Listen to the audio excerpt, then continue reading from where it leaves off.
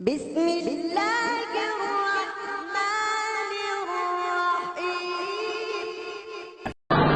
حضرت سلیمان نے بحکم خدا تمام جادو کی کتابیں جمع کرا کے اپنے تخت کے نیچے دفنائے کہ کوئی شیطان و جن کھول کے نہ لے جائے۔ حضرت سلیمان علیہ السلام کے انتقال کے بعد جنات نے وہ کتابیں اکھیڑ کے نکالی اور کہا سلیمان پیغمبر نہیں جادوگر تھے، دیکھو کتنی کتابیں تخت کے نیچے سے نکلی۔ حضرت صلی اللہ علیہ وسلم جب سلیمان و داؤد کا ذکر فرماتے ہیں، اہل کتاب نے اعتراض کیا کہ وہ تو جادوگر تھے۔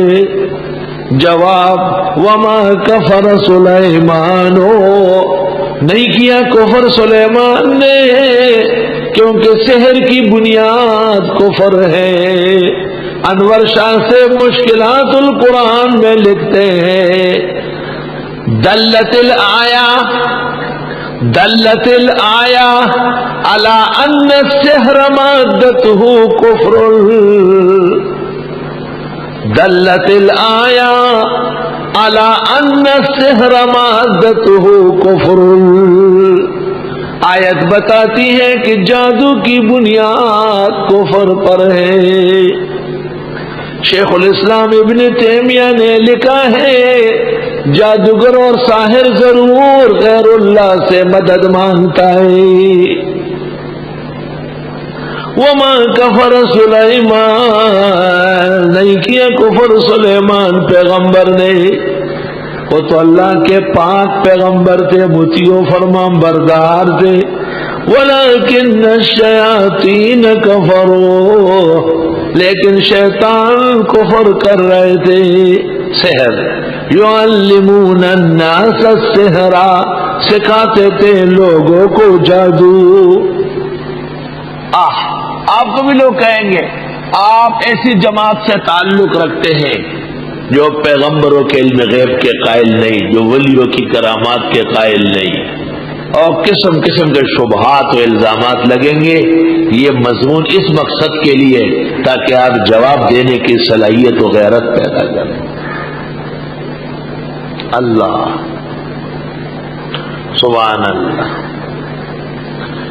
نہیں کیا کفر حضرت سلیمان نے، لیکن شیاطین کفر کر رہے تھے، سکھاتے تھے لوگوں کو جادو۔ اللہ، جادو سحر ٹوٹکا پختوں کے ورتوئی کوڑے کوڑے، جادو کو پشتو میں کہتے ہیں کوڑے۔ نقصان ہوتا ہے نہیں، یہ ایک علیحدہ بات ہے۔ نقصان تو کلاشنکوف سے بھی ہوتا ہے، پستول سے بھی، نقصان تو بلیڈ سے بھی ہوتا ہے، چھری سے بھی ہوتا ہے، لیکن اس کو کوئی اعتقاد میں جگہ نہیں دیتا ہے۔ سحر ایک تو کلمات سے ہے، آیات اور کلمات و طیبات کو الٹ کے پڑھتے ہیں، سورہ فیل سورہ لہب الٹ کر کے پڑھتے ہیں، کبھی کبھی آیات کو نجاست سے لکھتے ہیں،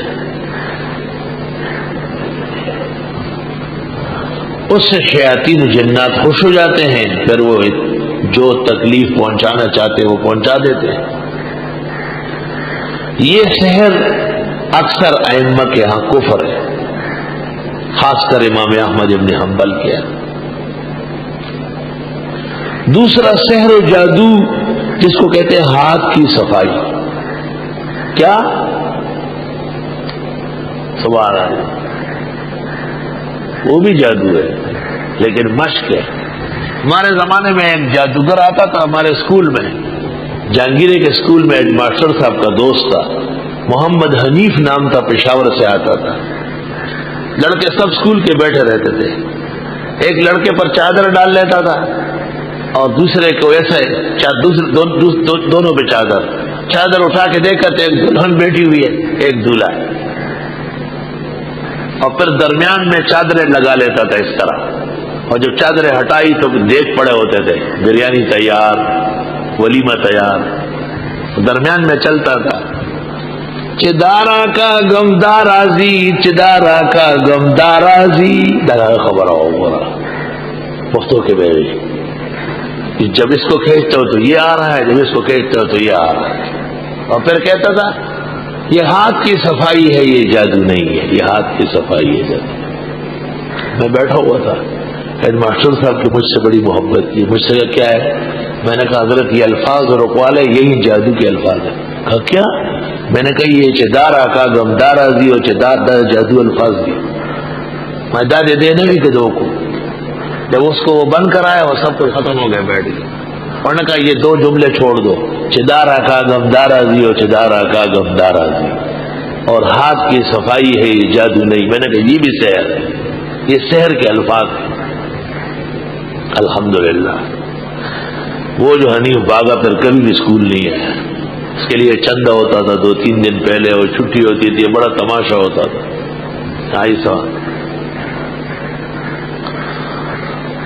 بعض لوگوں کو اللہ تجربہ بھی دے دیتا ہے، اور اللہ بندوں کی عزت بھی رکھتا ہے، کوئی حرج ہی نہیں، اس میں شک ہی نہیں ہے۔ اللہ خواجہ ابو سعید گازرونی رحمت اللہ علیہ، خواجہ ابو سعید گازرونی کبار اولیاء اللہ میں سے، ان کی خدمت میں ایک بادشاہ آیا، اس نے کہا یہ میرے ساتھ پنڈت آیا ہے، یہ اوپر اڑتا ہے اور یہ کہتے ہیں اسلام سچا نہیں ہے، ہندو مذہب سچا ہے، اسلام سچا ہے تو آپ کا مولوی اڑ کے دکھائے۔ خواجہ ابو سعید گازرونی نے دیر تک سمجھایا، بادشاہ کمکل تھا، نہیں سمجھتا، وہ کہا بیٹھ۔ باہر نکلے صحن میں اور اللہ تعالیٰ کے حضور رو پڑے، چیخ چیخ کے روئے۔ اللہ تعالیٰ سے کہا کہ بادشاہ بہت بے وقوف ہے اور دین کو نقصان پہنچ رہا ہے، وہ آپ کے دین کی سچائی اس پر موقوف نہیں ہے، لیکن مجھے بھی تھوڑی دیر کے لیے اڑنے کی صلاحیت دے۔ بس یہ کہا اور حضرت ہوا میں اڑ گئے، ادھر بھی اڑ رہے ادھر بھی اڑ رہے۔ جب نیچے اترے پنڈت نے کہا کلمہ پڑھاؤ، کلمہ پڑھاؤ۔ بادشاہ نے پوچھا کیوں؟ کہا ہم صرف الٹی طرف اڑ سکتے ہیں، دائیں طرف نہیں، اور مولانا دونوں طرف اڑ رہے ہیں، کیونکہ وَلِلَّهِ الْمَشْرِقُ وَالْمَغْرِبُ أَيْنَمَا تُوَلُّوا فَثَمَّ وَجْهُ اللَّهِ۔ آلوسی نے روح المعانی میں لکھا ہے کہ بغداد کے بازار میں ایک جادوگر نے ایک آدمی کو ذبح کیا اور پھر اس کے اعضاء ایک ایک کر کے اوپر پھینکتے تھے۔ آلوسی نے لکھا ہے کہ میں نے رکوا لیا اس کو، تو پھر وہ آدمی قریب المرگ ہو گیا تھا، مشکل سے جا کے بحال کر دیا۔ نئے نئے جب آدمی اس میں ہاتھ ڈالتا ہے تو ایک آدھا کام ہوتا ہے، آدھا نہیں ہوتا، یہی مشکلات ہیں۔ امام راضی رحمت اللہ علیہ نے لکھا ہے کہ امام ابو حنیفہ کے نزدیک کفر کے شر سے بچنے کے لیے سیکھنا واجب ہے، کفر کے شر سے بچنے کے لیے سیکھنا واجب ہے۔ حضرت اقدس مولانا مفتی محمود صاحب رحمت اللہ علیہ کا کہنا یہ تھا کہ لاہور کے مولانا موسیٰ خان صاحب نے ٹھیک ٹھاک جادو سیکھا تھا، اور حضرت فرماتے تھے کہ ملتان میں ایک جادوگرنی تھی، وہ مولانا کی استانی تھی، لیکن حضرت شیخ مولانا سلیم مولانا موسیٰ خان سے مجھے تعلق رہا ہے۔ حضرت ہنستے تھے اور کہتے تھے یہ مفتی سے وسیمہ پور ٹوکے کولے ماتا اس سے خبر ہے، لیکن مفتی صاحب ان کے نحوی میر سے لے کے بخاری تک استاد تھے، اور حضرت مفتی محمود یہ قصہ حضرت بنوری کو سنا رہے تھے، میں سن چکا ہوں۔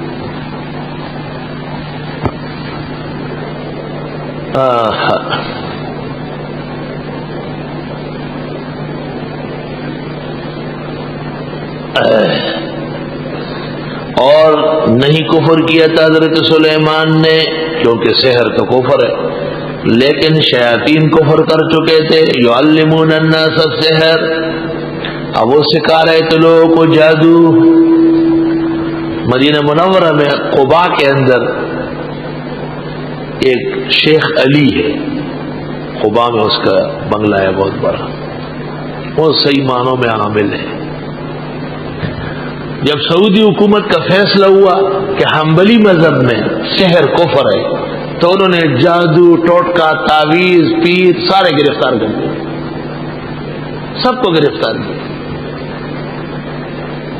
آخر میں ان کو کسی نے کہا کہ قباء کے اندر شیخ علی ہے، اس کو پکڑا ہے۔ شیخ علی ہمارے بزرگ ہیں۔ وہاں پولیس آئی، شیخ علی کو کہا گرفتاری پیش کرو۔ کس بات کی؟ کہا آپ جنات کا کام کرتے ہیں، سحر کرتے ہیں۔ شیخ علی نے کہا میں لوگوں کے فائدے کے لیے کرتا ہوں، پیسے نہیں کماتا۔ پولیس والوں نے کچھ کہا ہوگا، شیخ علی بالکل دن دہاڑے عامل ہے، انہوں نے جنات کو کہا گاڑی سے باندھ دو۔ وہ پولیس سب کے سب گاڑی کے پاس کھڑی رہی، نہ بیٹھ سکتی تھی نہ کھڑی ہو سکتی۔ انہوں نے ٹیلی فون کیا اور گاڑیاں آنے لگی۔ شیخ نے جنات کو کہا جہاں کہیں پولیس کی گاڑی ہو الٹ دو اس کو۔ ہر جگہ روڈ پر گاڑیاں الٹی پڑی۔ اخیر میں بادشاہ کی خدمت میں علماء گئے اور انہوں نے کہا ہمیں بھی ضرورت ہے لوگوں کے شر سے بچنے کی، شیخ علی کو اجازت دے دے۔ بادشاہ نے اس کو ایکڑوں کے اعتبار سے کوٹھی بنا کے دے دی۔ حضرت مولانا مفتی محمود صاحب رحمۃ اللہ علیہ جب حج اور عمرے پر جاتے تو شیخ علی ان کی بھرپور دعوت کرتے۔ میں جب پہلی مرتبہ کیا تو مجھ سے بات نہیں کرتے تھے، بچتے ہیں لوگوں سے، لیکن جب میں نے حضرت کا نام لیا تو اٹھ کے پیشانی چومنے لگا کہ واللہ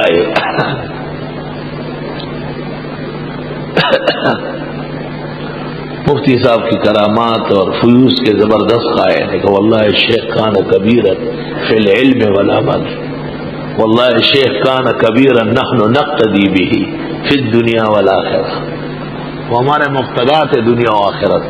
شیخ علی قبائی کہتے ہیں، یہ سکھاتے تھے لوگوں کو سحر شیاطین۔ وما انزل علی الملکین، اور وہ جو اتارا گیا تھا دو فرشتوں پر، ملکین اگر ہے تو فرشتے ہیں، ببابل بابل شہر میں، ہاروت و ماروت۔ ایک تو جنات سحر سکھاتے تھے لوگوں کو، دوسرے دو فرشتے آئے تھے بابل شہر میں، ایک کا نام ہاروت تھا دوسرے کا نام ماروت ہے۔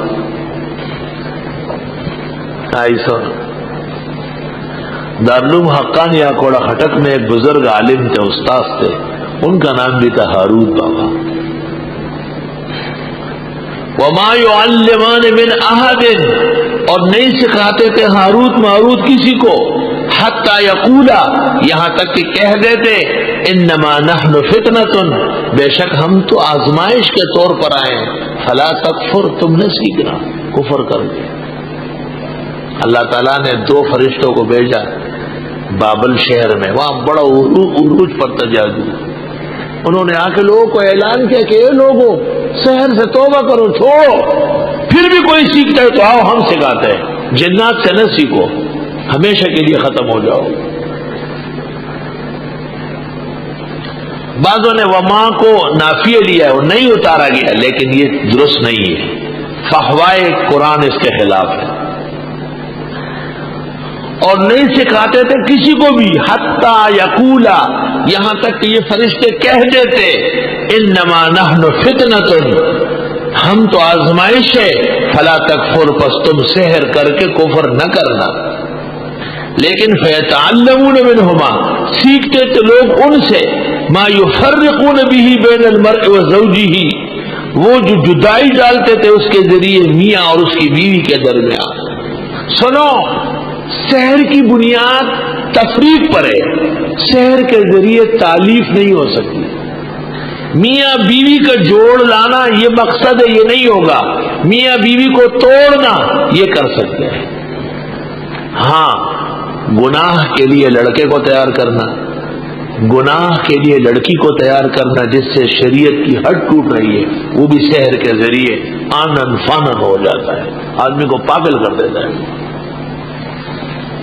اور سمجھو یار، پہلی بات تو یہ ہے کہ سحر کا مادہ کفر ہے، دوسرا یہ کہ سحر خالص فتنہ ہے، تیسری بات یہ کہ سحر کی بنیاد شر پر ہے، تفریق بین الاحبہ، تفریق بین الاحبہ۔ اور وہ حدیث نہ بھولنا کہ بڑا شیطان روزانہ سمندر پر تخت بچھاتا ہے، دن بھر کے شیاطین شام کو پیش ہوتے ہیں، لیکن جو شیطان کہتا ہے میں نے میاں بیوی کو لڑایا یہاں تک کہ ان کے درمیان طلاق ہو گئی، اس کے ساتھ گلے ملتا ہے اور اپنے سر سے ہری پگڑی لے کے اس کے سر پہ رکھتا ہے۔ کہ اب ہری پگڑی والے آ گئے، اب اور شیطان کی کوئی ضرورت ہی نہیں۔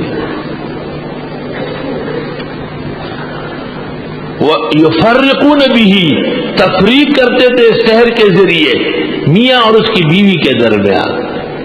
علماء لکھتے ہر وہ عمل جس سے میاں بیوی لڑے خفا ہو حرام ناجائز، اور ہر وہ عمل جس سے میاں بیوی کی باہم الفت بڑھے، محبت بڑھے، وہ مستحب اور مستحسن ہے، کیونکہ میاں بیوی کا گھر آباد ہونا مقاصد میں سے ہے۔ ان کا جھگڑنا، ایک دوسرے سے متنفر ہونا، اس سے کئی کئی خاندان دشمنی کے گھاٹ اتر جائیں گے۔ وما هم بضارین بہ من احد،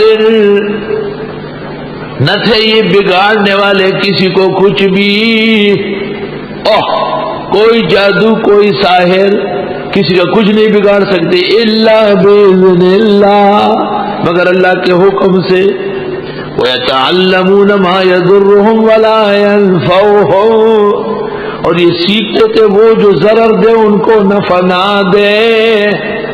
ضرر کی، سحر کی بنیاد ضرر پر ہے، نفع پر نہیں۔ وَلَقَدْ عَلِمُوا، اور یہ خوب جان چکے تھے، لَمَنِ اشْتَرَاهُ، جو اس جادو کو اختیار کرے گا، مَا لَهُ فِي الْآخِرَةِ مِنْ خَلَاقٍ، نہیں ہوگا اس کے لیے آخرت میں کوئی حصہ۔ بابل شہر میں ہاروت ماروت نے آ کے لوگوں کو بتایا، سب لوگ سمجھے۔ وَلَقَدْ عَلِمُوا، البتہ تحقیق جان چکے تھے لوگ کہ جو اختیار کرے گا سحر کو، نہیں ہوگا اس کے لیے آخرت میں کوئی حصہ۔ وَلَبِئْسَ مَا شَرَوْا بِهِ أَنفُسَهُمْ، اور یقیناً برا ہے کہ بیچ ڈالا اس کے بدلے میں انہوں نے اپنی عزت و ناموس کو۔ لَوْ كَانُوا يَعْلَمُونَ، کاش کہ یہ جان لیتے۔ پھر فرمایا لَقَدْ عَلِمُوا، اور پھر فرمایا لَوْ كَانُوا يَعْلَمُونَ، بظاہر تعارض ہے۔ جواب، یہ تو جانتے تھے کہ سحر کا نقصان زیادہ ہے، یہ نہیں جانتے تھے کہ سحر کے ذریعے ان کا ایمان سلب ہو جائے گا۔ وَلَقَدْ عَلِمُوا لَمَنِ اشْتَرَاهُ، خوب جانتے تھے کہ جس نے سحر کو اختیار کیا، مَا لَهُ فِي الْآخِرَةِ مِنْ خَلَاقٍ، اس کا آخرت میں کوئی حصہ نہیں ہوگا۔ یہ تو عقیدہ ہے، لیکن عمل کے طور پر باز نہیں آتے تھے۔ لَوْ كَانُوا يَعْلَمُونَ وَلَبِئْسَ مَا شَرَوْا بِهِ أَنفُسَهُمْ، کیا برا تھا جو بیچتے تھے اس کے بدلے میں اپنی عزت و ناموس۔ لَوْ كَانُوا يَعْلَمُونَ، کاش کے جان لیتے۔ اب سوال یہ ہے، سحر، جادو، ٹوٹکا ایک کرتب ہے دنیا کمانے کا، فرمایا ضرورت نہیں ہے۔ وَلَوْ أَنَّهُمْ آمَنُوا، اور اگر بے شک یہ لوگ ایمان لے آتے ہیں، وَاتَّقَوْا، اور سحر سے بچ لیتے، سحر سے پرہیز کر لیتے، لَمَثُوبَةٌ مِّنْ عِندِ اللَّهِ خَيْرٌ، تو جو بدلہ اللہ کے ہاں سے ملے گا وہ بہت بڑا ہے۔ لَوْ كَانُوا يَعْلَمُونَ۔ بسم اللہ الرحمن الرحیم۔ إنما يعمر مساجد الله من آمن بالله واليوم الآخر وأقام الصلاة وآتى الزكاة ولم يخش إلا الله فعسى أولئك أن يكونوا من المهتدين۔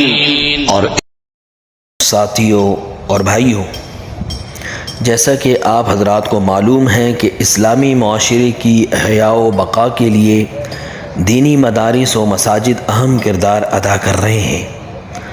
مدارس و مساجد اسلامی معاشرے کے لیے ریڑھ کی ہڈی کی حیثیت رکھتے ہیں۔ ان کی آبادی و خرابی پر ہماری آبادی و خرابی موقوف ہے، لہٰذا مدارس و مساجد کو ظاہراً و باطناً آباد رکھنا ہمارا دینی فریضہ ہے۔ مساجد کی تعمیر پر جنت میں گھر بنانے کی رسول اللہ صلی اللہ علیہ وسلم نے خوشخبری دی ہے۔ دوستو، جیت علماء کرام کی سرپرستی میں جامع مسجد خاتم النبیین تعمیر کا منصوبہ ہے، جو آپ جیسے درد دین رکھنے والے اہل خیر حضرات کی امداد اور کوششوں سے ہی پائے تکمیل تک پہنچ سکے گی۔ آئے ہم سب مل کر صدقہ جاریہ کے اس عظیم الشان عمل میں شامل ہو کر آخرت کی لازوال نعمتیں حاصل کر کے جنت میں اپنا گھر ابھی سے بنوائیں۔ دوستوں اور بھائیوں، جامع مسجد خاتم النبیین و مدرسہ ام القرى زیر تعمیر ہے۔ اپنے پیارے مرحومین کی طرف سے ایصال ثواب کے لیے اور اپنے ہی ہاتھوں سے اپنی زندگی میں اپنے لیے بذریعہ صدقہ جاریہ اور ثواب کا سلسلہ جاری کرنے، اپنے خالق و مالک کو راضی کرنے، نبی اکرم صلی اللہ علیہ وسلم کی شفاعت کا استحقاق حاصل کرنے اور اپنے اہل و عیال کو دنیا و آخرت کی مصائب، مشکلات، پریشانیوں، فتنوں، بیماریوں سے حفاظت کے لیے اس کار خیر میں خلوص دل سے تعاون فرمائیں۔ مسجد و مدرسہ 5000 فٹ پر مشتمل ہے۔ فی فٹ خرچہ 3000 روپے۔ تمام مسلمان بھائیوں سے اپیل ہے کہ فی فٹ کے حساب سے یا حسب توفیق ضرور حصہ ملائیں تاکہ جلد از جلد تعمیر مکمل ہو۔ دوستو اور بھائیوں، جب تک مسجد قائم رہے گی، اس میں جتنی عبادات ہوں گی، جتنے سجدے ہوں گے، جتنی نمازیں ہوں گی، جتنے بچے قرآن مجید کا حافظ بنیں گے، یہ سلسلہ چلتا رہے گا۔ آپ دنیا میں نہیں ہوں گے مگر اس کا ثواب ملتا رہے گا۔ یہ بہترین صدقہ جاریہ ہے۔ اللہ تعالیٰ کے دیے ہوئے مال سے اللہ تعالیٰ کی راہ میں خرچ کرنے سے کم نہیں ہوتا، بلکہ اللہ تعالیٰ مزید برکت عطا فرماتے ہیں۔ آخر میں دعا ہے اللہ تعالیٰ آپ کے مال میں، عمر میں، رزق میں برکت عطا فرمائے، حادثات سے حفاظت فرمائے، قبر و حشر اور آخرت کی منزلیں آسان فرمائے۔ اللہ تعالیٰ آپ کو مزید ترقیوں سے نوازیں۔